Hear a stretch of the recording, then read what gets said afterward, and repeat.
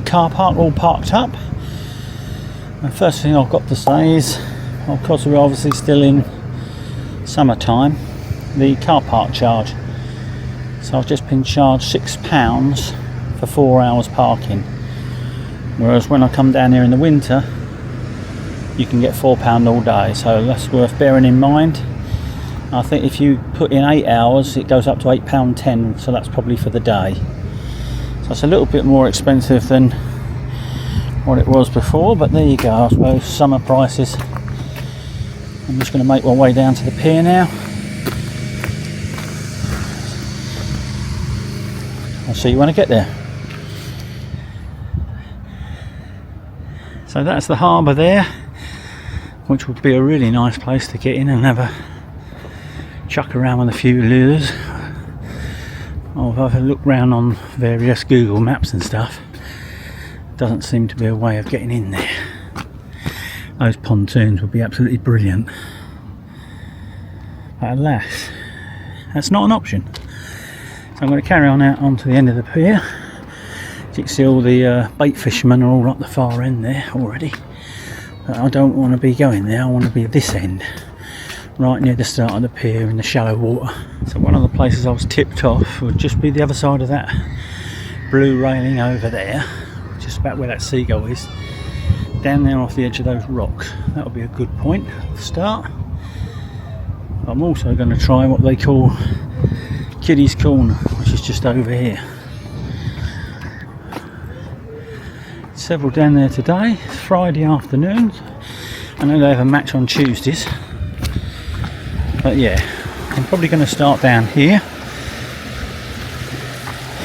You say it's much calmer than the last time I was here. It was absolutely smashing those rocks.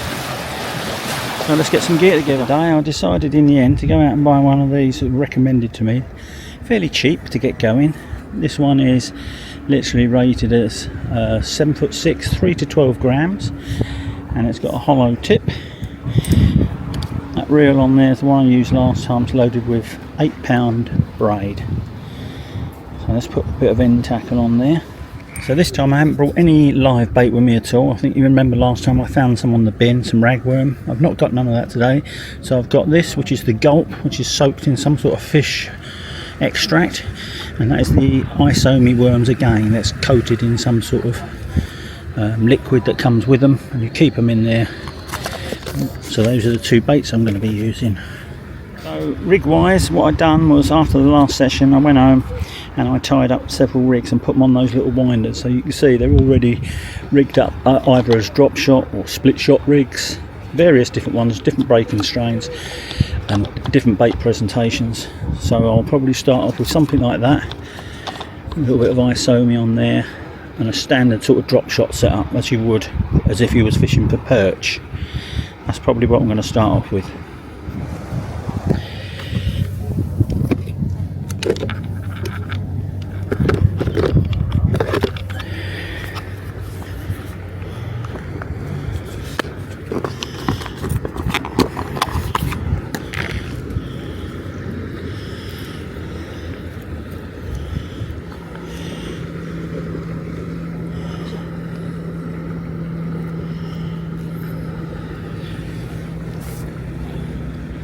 Change that to a little bit of gulp now. See if I can get that down to the bottom.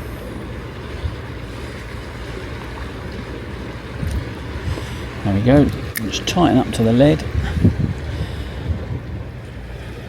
I've seen some of these videos where the guys literally put the rod on the wall and just left it. So let's have a little go. Take that drag off a bit. Get it down to the bottom. Now just going to find the lead like that, and that's now resting on the wall. I always like to put a little bit of movement into the bait though. I don't like it just sitting there still, but we'll give it a go. Now that just pulled back then. I don't know if you saw that tip flicked up straight. So let's have another go at that. I'll put the drag on so I can make sure I'm on the bottom. Right, that's definitely on the bottom there. I suppose the tide will do a lot of the action, working the lure. I'm definitely going to have to take this hoodie off. Absolutely roasting. Well, I'm sure you won't be surprised to hear that the second I rested the rod on there and got my hoodie off that tip went bang, straight down like that. Didn't hook up. That's an encouraging sign. That was definitely something I had a go at that. Let's get it down onto the bottom. A lot of the times when you're doing this LRF, you're holding the rod, but with this, it's dead still, dead solid. So anything that actually moves the tip is going to be at the business end.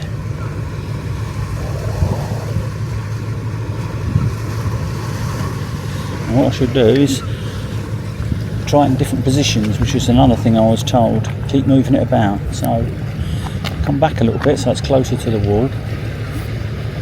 Find the bottom and then do the same again. So the idea is to just tighten up to the 7.5 gram lead. I'm holding the butt now while the actual tip is resting on the top of the wall there.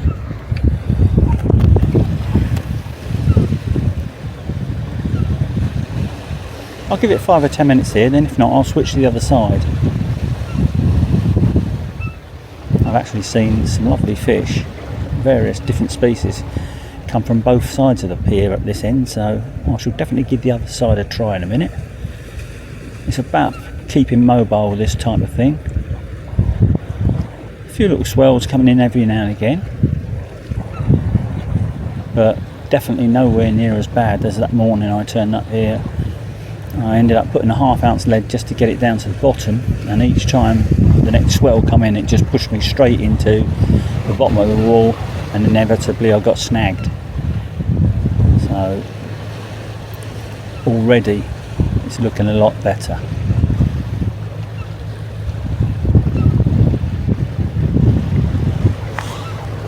It's a question of just moving it around, trying different spots, check the bait's still all on there.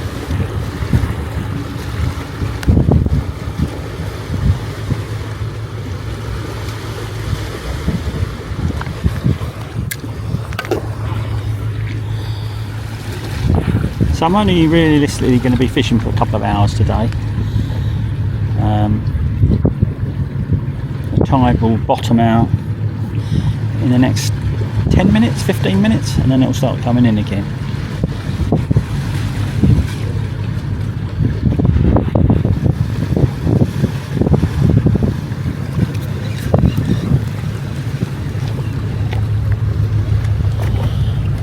Let's try and cast a little bit away from the wall this time, and I'll inch it back. So it's almost out into open water. And then the idea is now again to tighten up to that. And that's now probably 12 foot away from the bottom of the wall. And straight away that went. Yeah.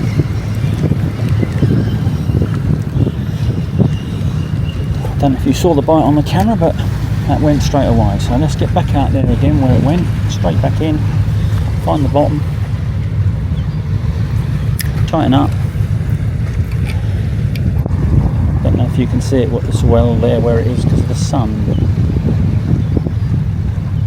let's just put the butt on there. So we've got a nice solid base. What I'm going to do is just twitch it every now and again.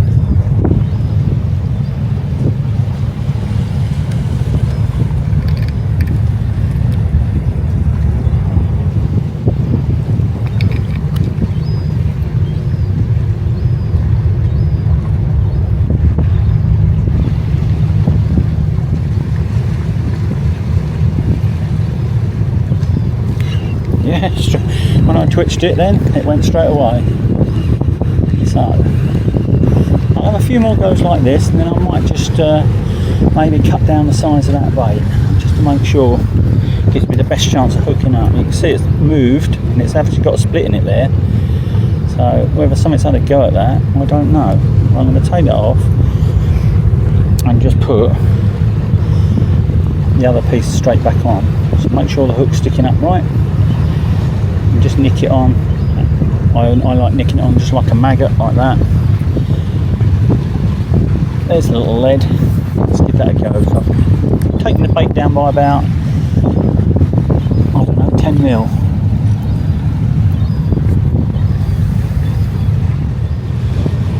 And I do expect to lose the odd piece of end tackle, but at the end of the day you're talking about either a tiny little 7.5 gram lead, or maybe a couple of split shots and a hook. That's basically it. I've got a spool of fluorocarbon in there, so I can just keep retying. You've got to be prepared to fish amongst these rocks, because that's where these little fish live.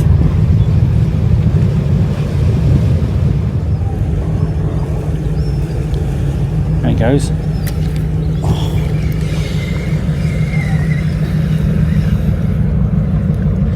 Strange little bites. But then again, it's only tiny little baits, tiny little hooks, so the hookup rate's never going to be that's an offshore support vessel that's nearly blown my ears out, but there you go.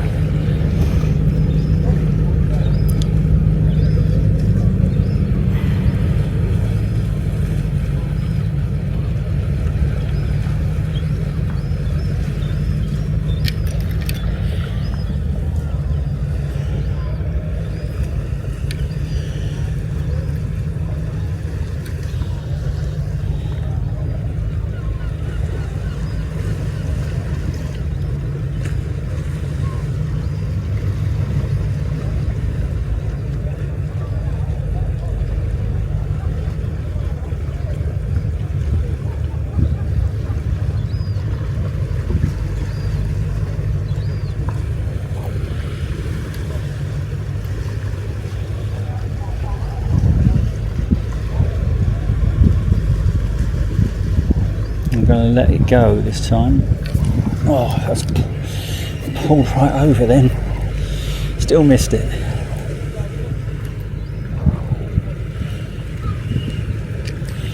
Might have to cut the bait size down even more, but we'll carry on. We're getting a few little plucks and pulls, so must be half getting it right. Just got to learn how to connect with them now. So this is still fairly new to me, this light rock fishing. But it's something I'm very interested in, because it's something I'll probably be able to take with me away on all my holiday trips. And it doesn't take up too much of your time. And it's not a lot of gear to carry. So that could fit in much better, rather than me carting all my sea gear here, there and everywhere. Obviously if I go to a venue like Chesil or something like that, I would take all the proper gear. But even then, right next door to Chesil, you get a day when it's rough and you can't fish it. You've got a pier in Weymouth where this type of fishing is really common and popular. So it's definitely something I'm going to be looking at to do a bit more of. And hopefully as we go along, we'll get a little bit better at it.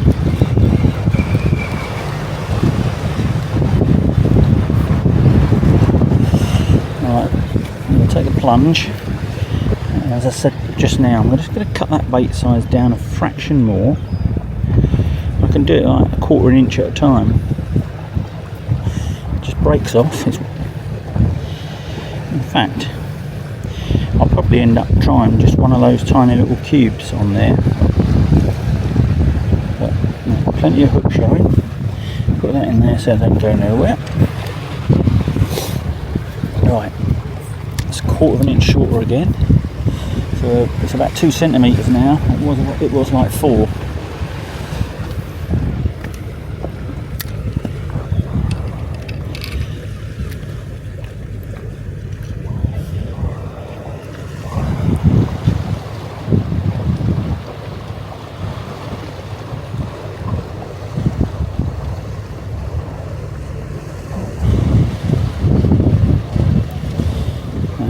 If this doesn't work and I'll carry on getting these bites, I'm going to try that piece of that isomi.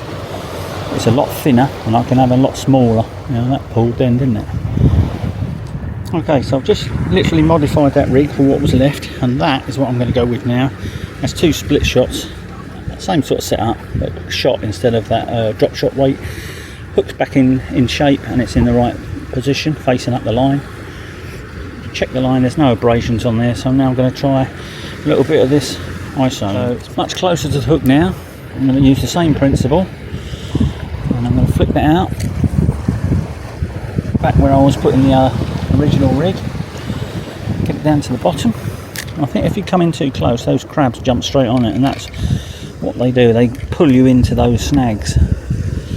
So those 2 little shot have held it out there. It's a white piece of isome now. It's a little bit longer, but it's a lot thinner. Looks like an imitation white ragworm. So we'll just see if that has any response.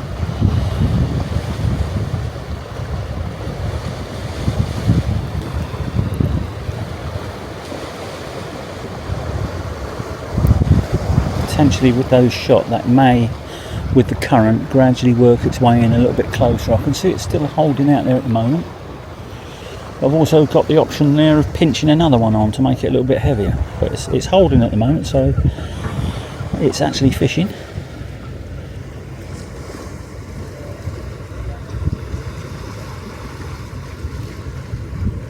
Just need to have a proper bite that I can actually hit. I've had 2 or 3 already, proper bites. They're not crabs, because it's literally instant. Yeah, you can feel the little snags and bits and pieces down there.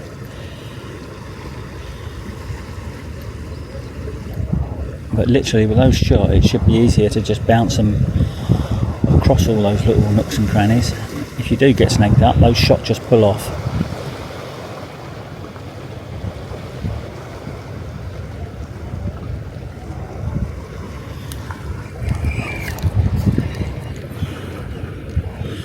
What I'm going to do is have one more cast here, then I'm going to have a quick go on the other side, just in case, while we're on low tide, because I want to fish that while it is low tide.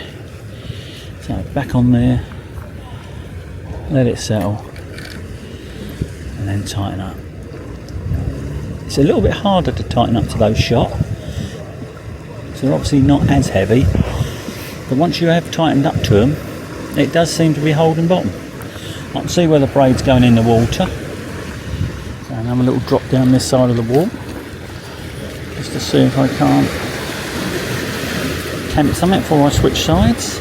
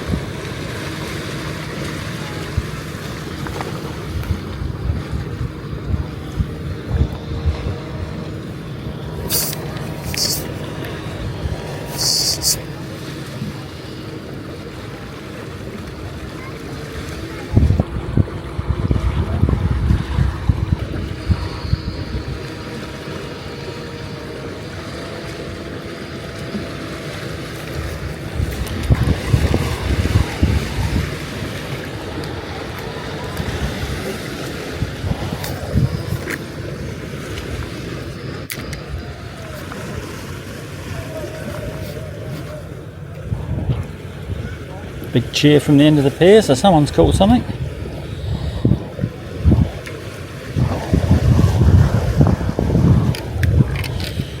After a few minutes or a minute or two, I just give it a little twitch. Sometimes that induces a take.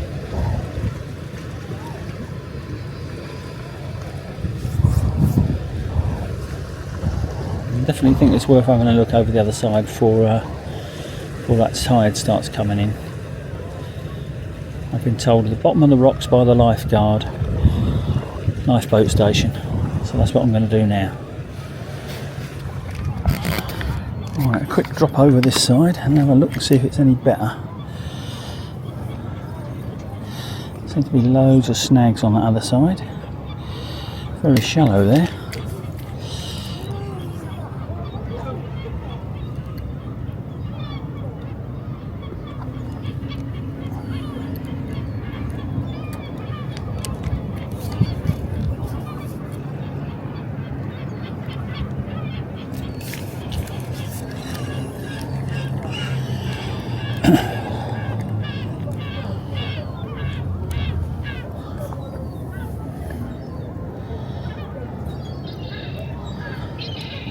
Quite a lot of weed, and you can see the colour in there where those tugs just went out, so let's just try and keep it away from all that colour.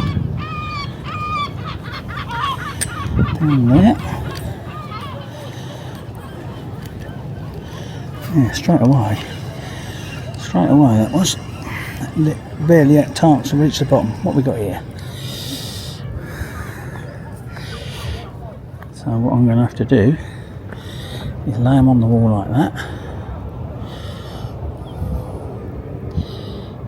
and try and get a nice picture.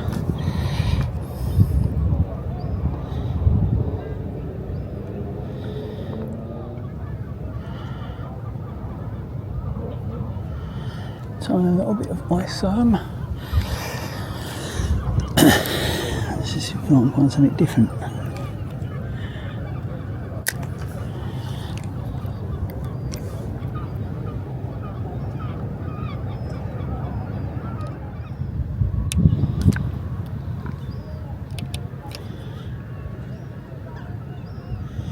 Unfortunately, where all that tug's just gone out, all that colour is now just washed right in down to the bottom of the rocks there where I was fishing. So where it was all clear, you can see now it's all stirred up. Now that's not going to do me any favours whatsoever.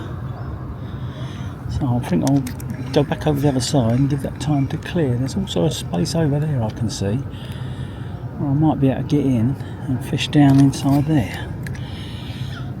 That might be the next place I look at. Okay, so I've just come over the other side through those gates up there. They're obviously open during the day, they're shut at night. I don't know if I'm supposed to be in here. It gives me an opportunity to just get front of this wall down here.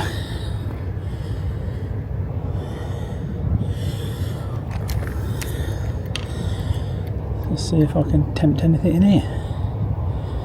Raining's a little bit high, really, to be doing it properly. I suppose what I could do is go through the other side.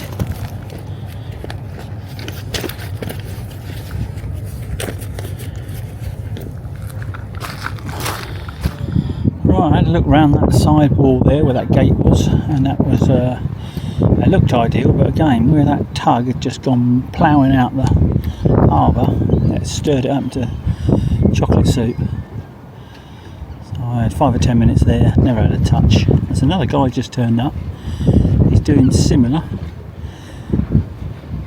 I haven't seen him catch anything yet, but I've come back round to the lifeboat station side. It's cleared a little bit compared to what it was when that tug first went through, but it's still very coloured. What I'm going to do now is put a heavier bottom on, bottom rig. Picked up a little bit of weed that time. Okay, so I've just gone back to a little drop shot rig again with a bit of ISO. I've changed the hook, it's a slightly smaller hook, and back to the 7.5 gram drop shot. See if I can nail it down on the bottom a little bit better. I'll fill that down, tighten up,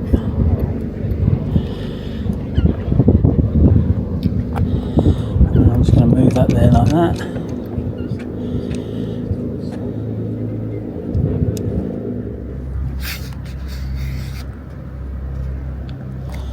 Very slow now. think I missed the boat. When I first got here, this water was perfectly clear. As soon as those tugs went through, and that's turned to chocolate, I think that has blown it. I'm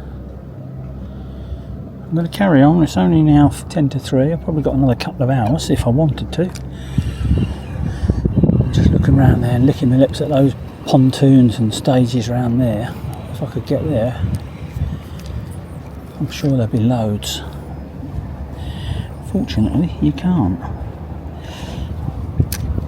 I must have dropped that right on that head of that one earlier on.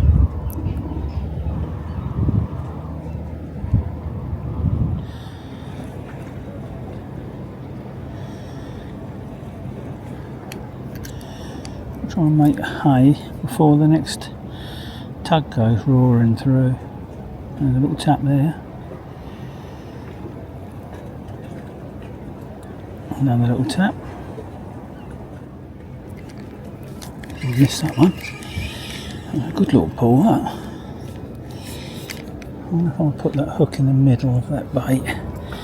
Try something a bit different. I know this works sometimes for perch fishing. So put the hook dead through the centre of the bait and fish it horizontal, like that. It might work. Might be slightly different from what they're used to. Let's have a look. Well, there's a couple of taps here already since I come back. So the other thing is, I might try and put like a drill bullet on there, fish it on the bottom with a 6-inch tail.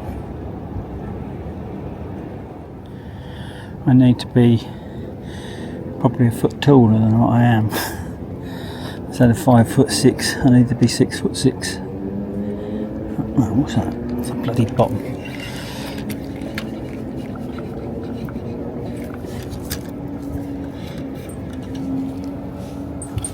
Ping, and that's the whole lot gone that time. Right, let's have a look. Right, yet another rig. I've now just set up. Well, as I said, I was going to, there's a ball lead floating in that little section there. Stop with a bead on a knot, 6-inch hook link, 6-inch hook link, and a little bit of gulp on there. Let's get that down on the bottom. And I'll tighten up to that and see what that does. It's going to present the bait hard on the bottom this time. I flicked it a little bit further out this time. And so it's a little pierce bullet, 1/4 ounce, running on the line. Stop with a little swivel this time. 6-inch hook link, little size 12 B983, and a little bit of worm, ISO me. Big vessel's just gone through, and no doubt that would have stirred it all up again. Oops, what was that? Felt a little tremble on there then. Right. Now put it out still a little bit further away because it seems to be a bit snaggy right underneath the wall. So I'm just going to put it a little bit further away from the wall.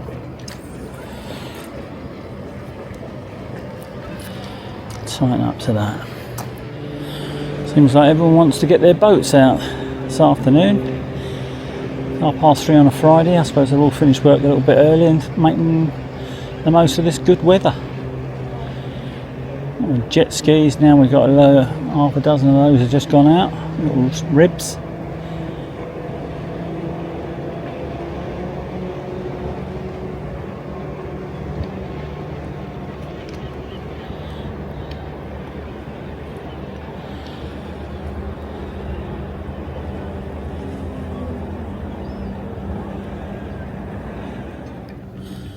Trying all different positions, just back along the side of the wall there now. Gently easing it back. So that little rolling bullet would be sitting on the bottom and the hook link would be trailing 6 inches behind it. And the idea is that may just stir up the mud a bit, add a bit of attraction, and get something to have a go at that bit of worm.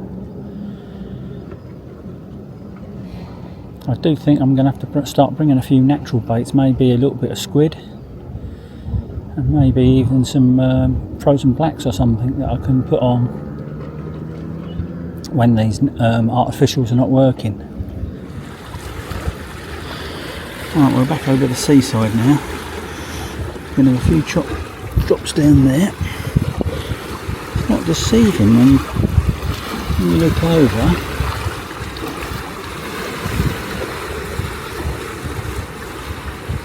See that rock there, you think you're right above it, but you're actually this side of it.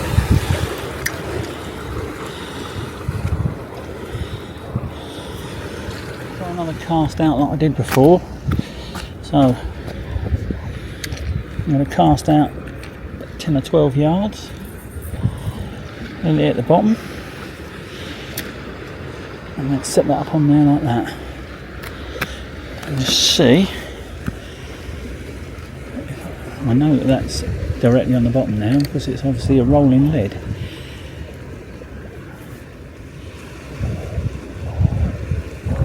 I check the line, it's still 10 or 12 feet away from the base of the pier. So it's not being pushed in by the current at the moment, which is basically what happened last time.